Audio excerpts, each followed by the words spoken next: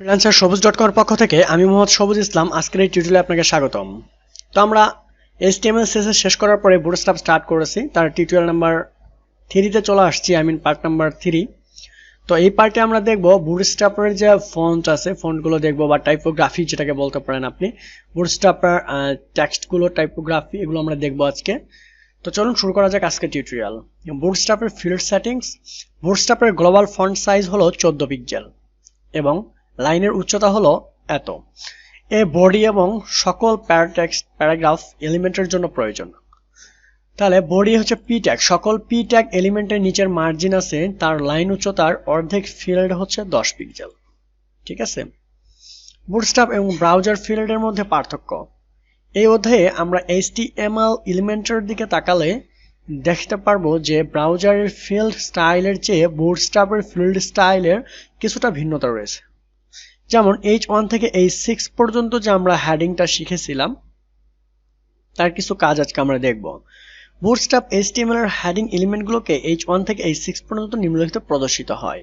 তাহলে আমরা আগের মতো নোটপ্যাডটাকে ওপেন করব, দেন আগের যেগুলো আছে সেগুলো থাকবে, আমরা জাস্ট মাঝখানে টেক্সটটুকুকে রিমুভ করে দিব। দেওয়ার পরে H1 থেকে আমরা শুরু করে H6 পর্যন্ত টাইপ করব। ঠিক আছে।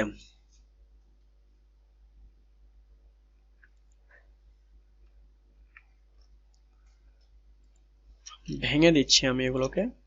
ওকে, দেন এখানে আমার H1 আছে, তো আমি যদি এখানে বলি যে H2 হবে, এভাবে আপনি H6 পর্যন্ত লিখতে পারেন।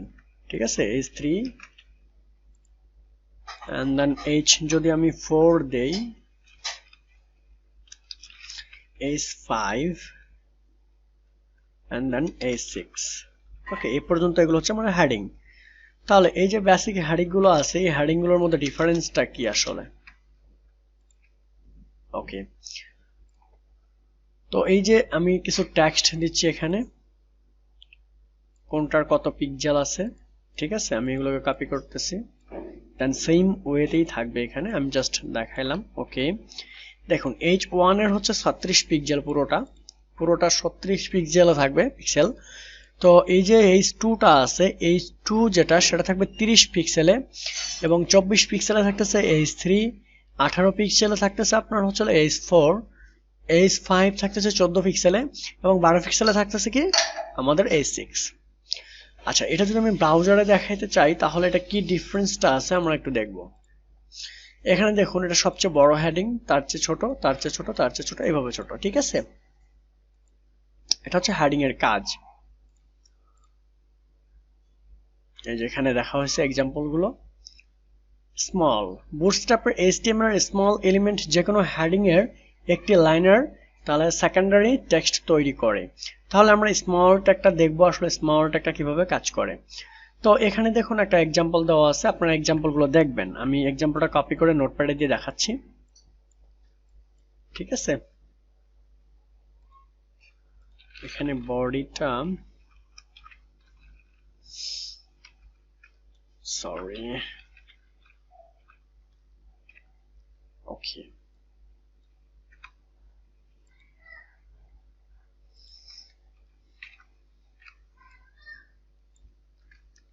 আচ্ছা এখন আমরা এক্সাম্পলটা দেখবো। এখানে যে এক্সাম্পলটা আছে, এখানে একটা ক্লাসের ভিতরে কন্টেইনার ফিল্ড নেওয়া হয়েছে, যে ফিল্ডের ভিতরে থাকতেছে আমাদের H1 থেকে H6 পর্যন্ত। এর ভিতরে যদি আমরা স্মল ট্যাগটা ইউজ করি তাহলে এর ক্যাটাগরিটা কি আসে? আচ্ছা, বিষয়টা হচ্ছে এরকম যে আমি একটা H1 ট্যাগ নিলাম। ঠিক আছে, H1 ট্যাগের ভিতরে আমরা এখানে লিখতে পারি যে আপনি যে কোনো একটা লিখেন কিছু,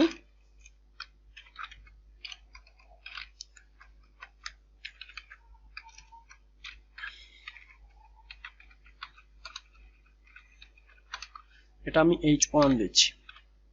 ওকে, এখন আমি যদি সবুজটুকুকে স্মল ট্যাগের ভিতরে দিতে চাই, এটাকে আমি স্মল ট্যাগের ভিতরে দিয়ে দিব এটুকু। ঠিক আছে, এই যে সবুজটুকু আছে এটা স্মল ট্যাগের ভিতরে থাকবে। কাট করতেছি, দেন এখানে আমি পেস্ট করতেছি। ওকে, এটাই হচ্ছে মেইন ফ্যাক্ট। এবং এই যে স্মল ট্যাগের ভিতরে এটা আছে, এটা আমরা দেখবো এখন ব্রাউজারে রিলোড করে বিষয়টা কি। এই যে দেখুন, এই টেক্সটটুকু ছোট হয়ে গেছে। ঠিক আছে, বাকিগুলো যেভাবে ছিল সেভাবেই বড় আকারে আছে, এটা মার্কিং আকারে ছোট হয়ে গেছে। এটাই হচ্ছে মূলত স্মল ট্যাগের কাজ। এরপর আপনি মার্ক ট্যাগ ইউজ করতে পারেন। তাহলে মার্ক ট্যাগটা কি কাজ করে, মার্কিং করবে। এগুলো আমরা HTML এ কিন্তু দেখছি, তারপরও এগুলো আপনি দেখতে পারেন, কোনো সমস্যা নেই। এখানে আমি মার্ক ট্যাগ দিয়ে দিচ্ছি সবগুলোতে। আমি একসঙ্গে কাজ করতেছি টাইম ওয়েস্ট না করে, ঠিক আছে। এটাতেও দিয়ে দিই। ওকে, কি হয়ে গেল, কি কপি করা ছিল? মেবি কপি করা ছিল হচ্ছে আপনার, আচ্ছা মার্ক ট্যাগ আমরা দিব এখানে না,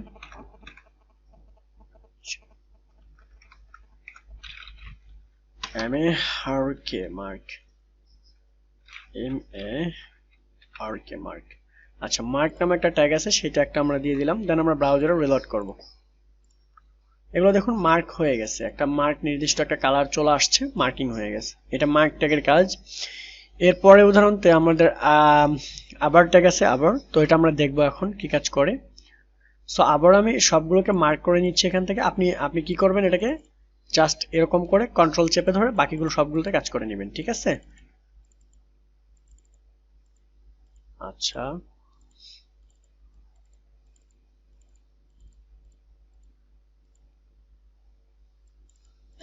আমি একটা চেঞ্জ করে দেখতেছি বাকিগুলো চেঞ্জ হয় কিনা, ঠিক আছে। এই যে নিচেরটা চেঞ্জ হয়েছে। আচ্ছা কন্ট্রোলটা কাজ করতেছে না আমার কম্পিউটারে। ওকে, দ্যাটস ইট। এটা আমরা চেঞ্জ করে ফেললাম, এটা ডাবল হয়ে গেছে, ঠিক আছে। এখন আমি যদি এটা ব্রাউজারে রিলোড করি তাহলে এই জিনিসটা আমরা দেখতে পারবো। আচ্ছা মেবি কোন জায়গায় প্রবলেম আছে, আমি চেক করতেছি। আচ্ছা এখান থেকে আমরা এক্সাম্পলটা দেখি।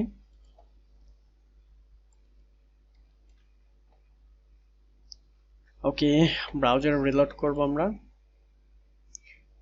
এই জায়গাটুকু আমাদের মার্ক হয়ে গেছে, ঠিক আছে। রাজধানীর উন্নয়ন কর্তৃপক্ষ মার্কিং হয়ে গেছে। এই যে এখানে মার্ক ট্যাগ দেওয়া আছে। আবার এই যে এইটুকুর ভিতরে একটা টাইটেল দেওয়া আছে।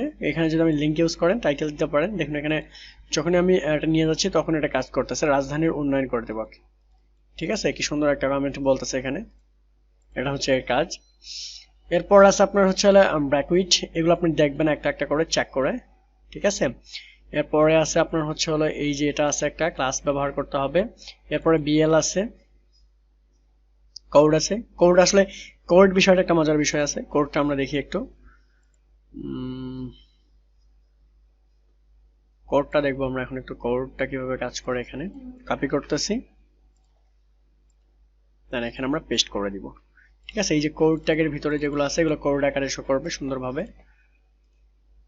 এই যে দেখুন H1 H2 H6 এগুলো কোড আকারে শো করতেছে, তাই না। যদি এখানে আপনি সুন্দরভাবে লিখেন যে আমি HTML এর যে বেসিক জিনিসটা আছে আপনি যদি এখানে লিখে দেন HTML5 টা প্রেস করতেছি, এই যে কোডটুকু আছে এই কোডটুকু আমি দিতে যাচ্ছি এখানে। তাহলে এই যে 6 এর জায়গায় আমার এই কোডটুকু থাকবে, আমি এই কোডটুকু এখানে দিয়ে দিলাম। দেখুন সুন্দরভাবে এই কোডটুকু এখানে শো করবে, ঠিক আছে। এইভাবে থাকবে কোডটুকু, বডি, দেন এই ডিবির ভিতরে এই কোডটুকু থাকবে। ওকে, সেভ করতেছি। এখন দেখুন এখানে কোডটা সুন্দরভাবে চলে আসবে। আচ্ছা কোথায় গেল, চলে ও ডক টাইপের জন্য আসবে না মেবি।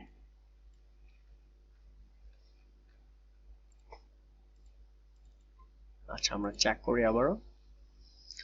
কোড ছিল এখানে কন্টেইনার HTML কোড, এই পর্যন্ত কোড থাকার কথা। HTML হেডিং বডি ট্যাগ এগুলো থাকার কথা। আচ্ছা আপনি চেক করে নেবেন, আসতেছে না মেবি। কোড তো শো করার কথাই না।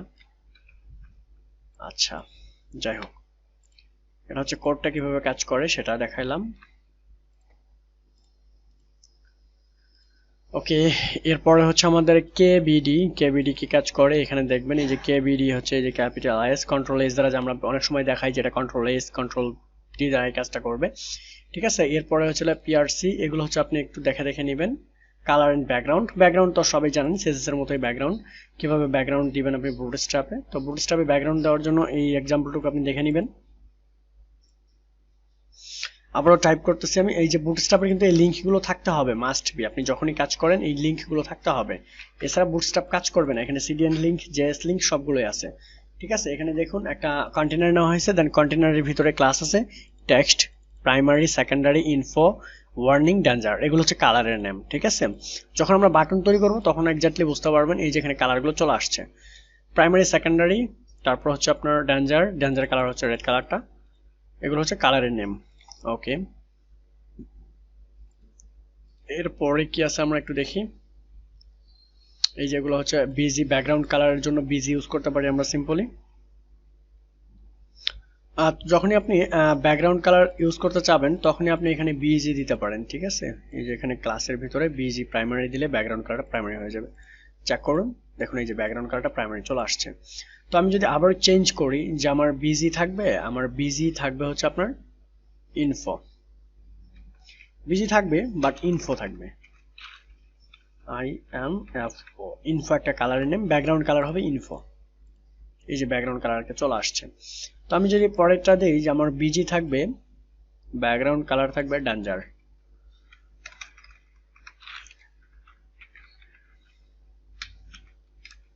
আমি ডেঞ্জার দিয়ে দিলাম, দেখি আমার ডেঞ্জার কালারটা আসে কিনা। ওকে, ডেঞ্জার কালারটা চলে আসছে। এটাই হচ্ছে বিষয় ব্যাকগ্রাউন্ড কালারের জন্য। টাইপোগ্রাফির অন্য ক্লাসগুলো আছে, এগুলো আপনি এগুলো একটু দেখবেন, এই জন্যই আপনার এই সাইটটাকে দেখানো।